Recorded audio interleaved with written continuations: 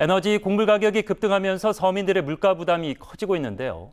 정부가 이를 덜어주기 위해 긴급 민생 안정 10대 프로젝트를 발표했습니다. 수입 돼지고기의 경우 최대 20%의 가격 인하 여지가 생긴다고 하는데요. 먼저 최한성 기자입니다.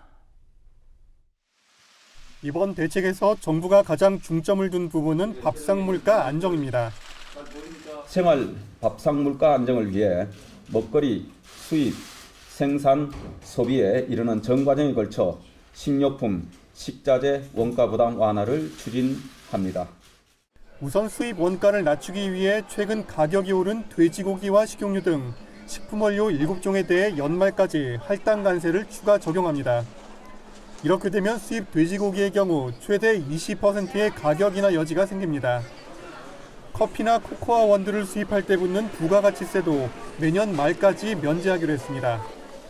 밀가루의 경우 가격 상승분의 70%를 정부가 부담해 물가 인하의 체감도를 높일 예정입니다.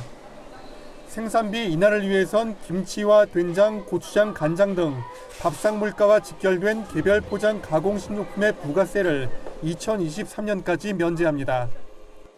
이번 조치가 전면 시행되면 소비자 물가 상승률이 매월 0.1%포인트 하락할 거라는 게 정부의 판단입니다.